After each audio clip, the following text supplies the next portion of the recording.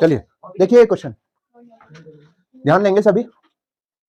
In the given figure QT and RS bisect each other. Bisect का मतलब समझते हैं? QT और RS जो है, QT और RS एक दूसरे को बाइसेक्ट कर रहे हैं, ठीक है? क्या रहा है? QT और RS जो है बाइसेक्ट कर रहे हैं। बाइसेक्ट का मतलब तो मैंने आपको बताया था कि बाइसेक्ट का मतलब होता है कि दो इक्वल पार्ट में डिवाइड करना, ठीक है? QT जैसे जब ये QT और RS क्रॉस कर रहे हैं तो ये कह रहे हैं कि है ना QP और PT इक्वल है और RP और PS इक्वल है।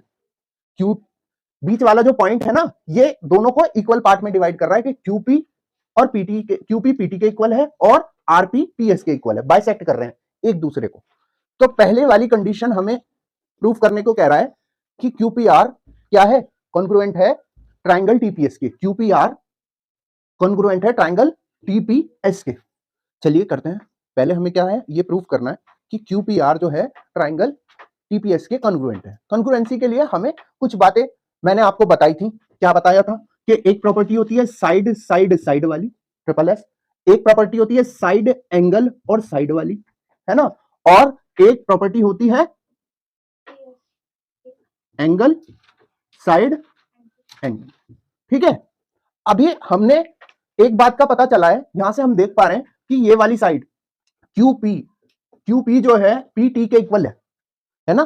तो अगर हम दोनों ट्राइंगल लेंगे, ट्राइंगल QPR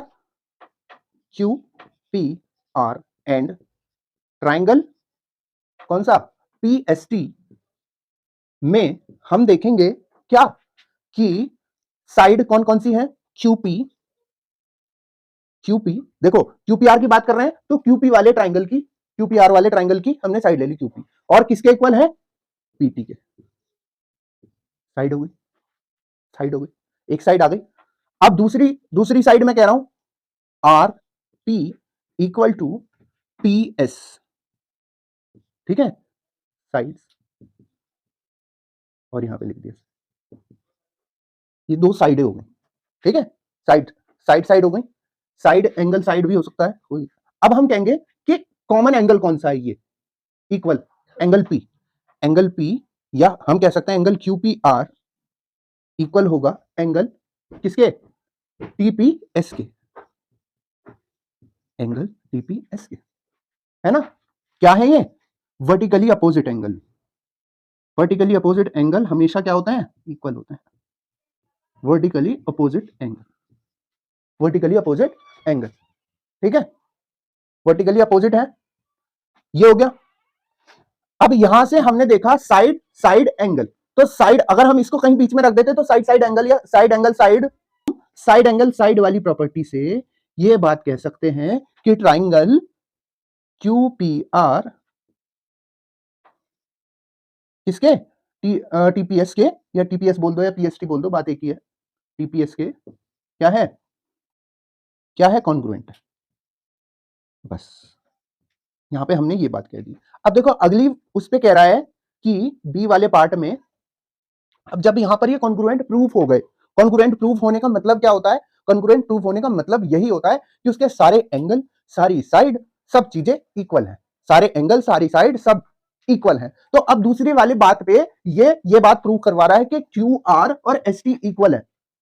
तो हम पहले वाली बात से ही ट्राइंगल QPR जब क्या है? कॉन्ग्रुएंट है TPS, ये दोनों ट्राइंगल जब कॉन्ग्रुएंट हैं तो हम इस बात से कह सकते हैं कि CPCT लिख के कि QR is equal to ST। अब सर ये CPCT क्या चीज है ना? CPCT क्या चीज है, इसको आपको नोट करना पड़ेगा। CPCT होता है, इसकी फुल फॉर्म बहुत ज्यादा यूज होगा, जो बात मैंने अभी बोली ना कि क्या है कॉन्ग्रुएंट ट्राइंगल, क्या होता है कॉन्ग्रुएंट ट्राइंगल? ये होता है कि उसकी सारी साइड, सारे एंगल, सब कुछ इक्वल है। तो यही है बात, मतलब दोनों ट्राइंगलों के कॉरेस्पॉन्डिंग, मैंने बताया था ना कल आपको समझाया था कि कॉरेस्पॉन्डिंग अगर QP है, ये दोनों क्या है? वर्टिकली अपोजिट है, ठीक है? तो QP PT के इक्वल होगा, RP PS के, मतलब कोरेस्पॉन्डिंग, मतलब जो एक तरीके से रिस्पॉन्स कर रहे हैं। तो ऐसी QR RS के इक्वल होगा, वो सॉरी ST के इक्वल होगा। तो यहां पर C का मतलब है corresponding part, corresponding part of congruent triangle. बस ये बात लिख देते हैं और बातों को प्रूव कर देते हैं। Congruent triangle, corresponding part of congruent triangle, ये हम बात प्रूव कर देते हैं ऐसे। ये वाली बात समझने वाली है क्योंकि इसका हम बहुत ज्यादा यूज करेंगे इस चैप्टर में।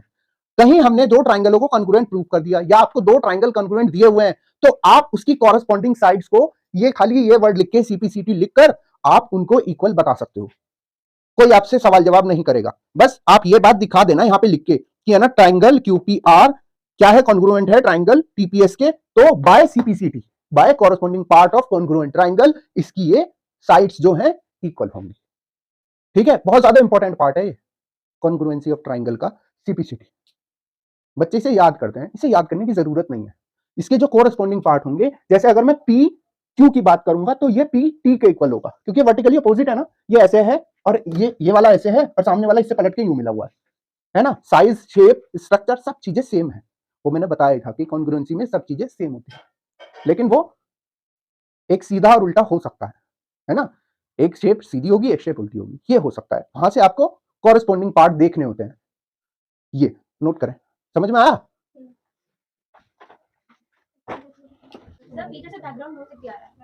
वो नहीं है बिकॉज ऑफ दिस। देखो यहाँ पे दोनों ट्राइंगल क्या है, कॉन्ग्रुएंट है।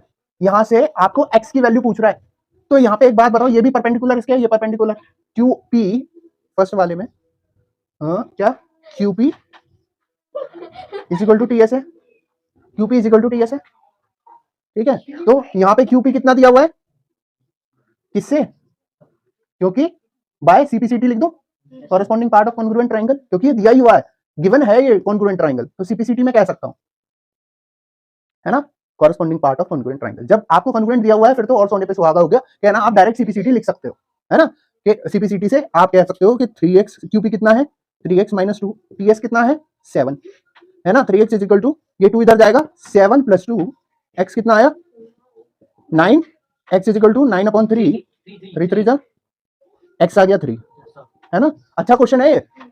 और हमसे दूसरे वाले में पूछ रहा है कि measure the angle, measure angle U, angle U की मेजरमेंट करनी है, एंगल यू की मेजर एंगल, ये m जो है मेजर एंगल यू बताना है।